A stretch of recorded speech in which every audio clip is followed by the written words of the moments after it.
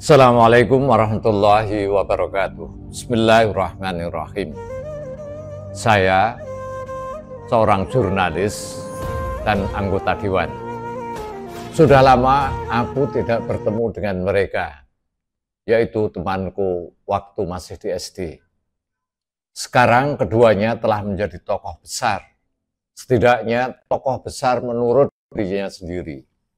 Yang satu wartawan, yang satu lagi anggota dewan.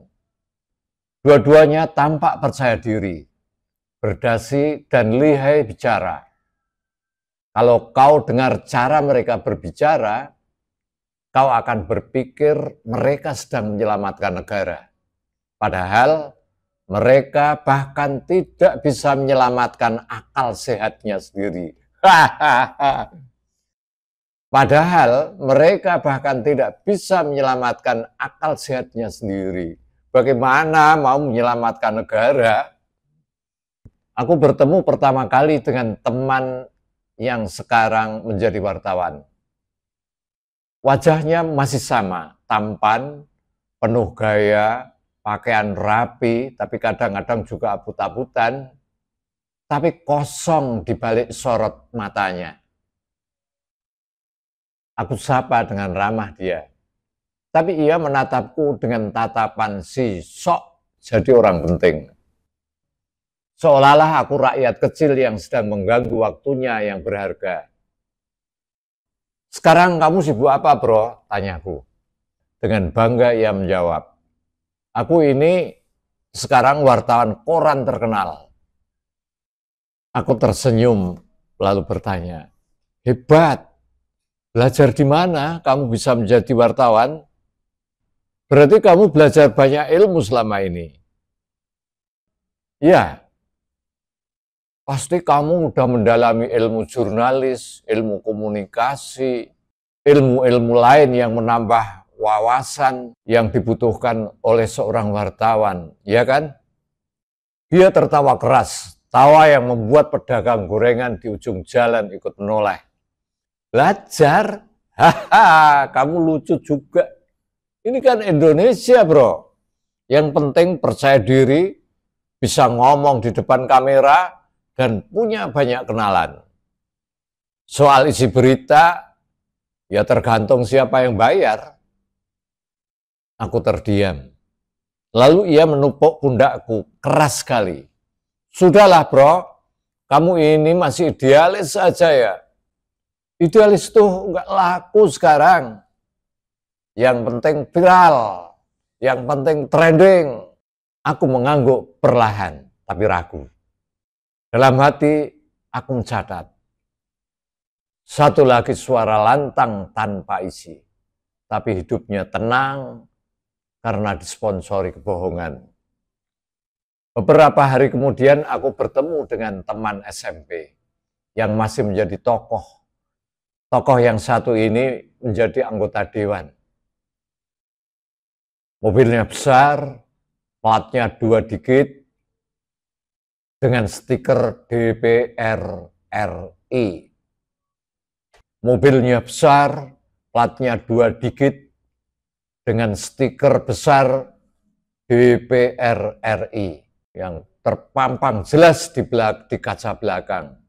Supaya orang tahu ia bukan orang biasa. Ia keluar dari mobil, tersenyum sombong, lalu menyalamiku. Wah, lama gak ketemu ya, bro. Sekarang aku duduk di Senayan, katanya bangga.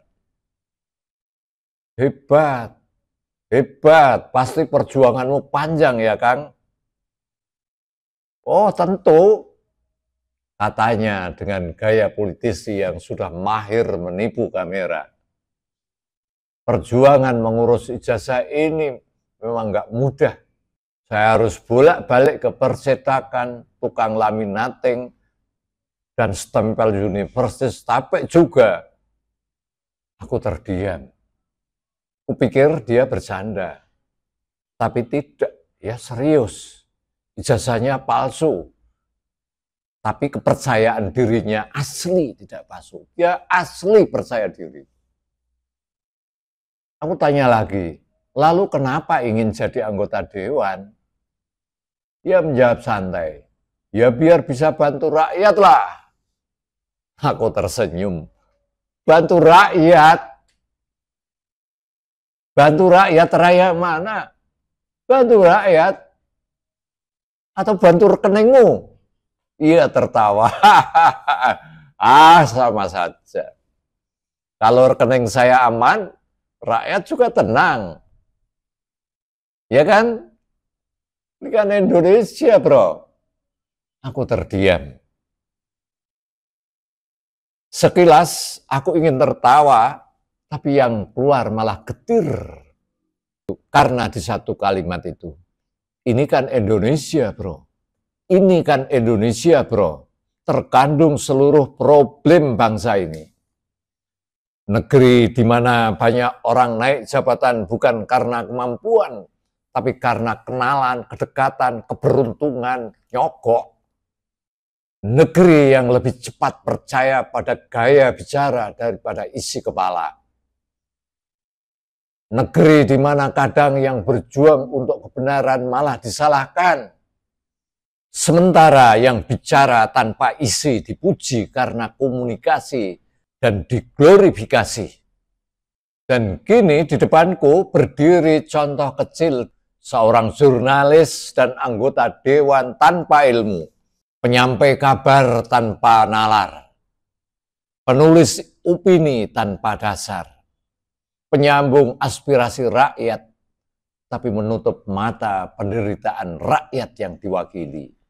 Dan di situ aku sadar, negeri ini penuh dengan orang-orang yang tahu malu, tapi tidak pernah merasa malu. Tahu malu, tapi tidak pernah merasa malu. Yang paling lucu, si wartawan dan si anggota dewan ini ternyata sering nongkrong bersama-sama, nongkrong bareng gaweane. Yang satu menulis berita untuk menutupi kebusukan yang lain. Yang satu membayar berita itu untuk memastikan namanya tetap wangi, harum. Namanya tetap wangi dan harum. Sebuah kerjasama yang indah antara pena tanpa integritas dan jabatan tanpa legitimasi. Suatu kali aku mendengar mereka bercanda. Kata si wartawan, bro, kalau salah tulis, tolong jangan lapor polisi ya. Si Dewan menjawab, santai saja bro, nanti aku yang panggil polisinya. Keduanya, hahaha, tertawa keras. Seolah sedang membagi rahasia besar yang hanya dimengerti oleh orang-orang yang kehilangan rasa malu. Yang hanya dimengerti oleh orang-orang yang telah kehilangan rasa malu. Aku melangkah pergi dari meja itu dengan dada sesak. Wah, bukan karena marah, tapi karena sedih. Di negeri ini banyak orang jujur, tapi susah hidupnya, nongso. Sementara yang pandai berpura-pura, hatinya penuh nifak, hidup dengan gagah dan dihormati di mana-mana. Mereka pakai dasi, naik mobil, dan disambut karpet merah.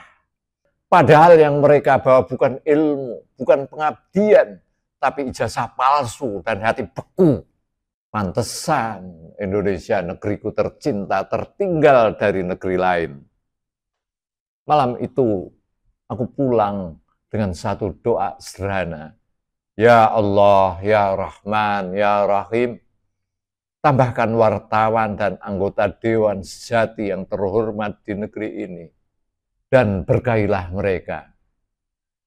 Ya Allah, karuniakan negeri ini wartawan yang menulis dengan nurani, dan pemimpin yang memimpin dengan hati, dan jauhkan kami dari mereka yang hanya pandai bicara, tapi takut pada kebenaran. Amin. Assalamualaikum warahmatullahi wabarakatuh. Muhammad Asyid.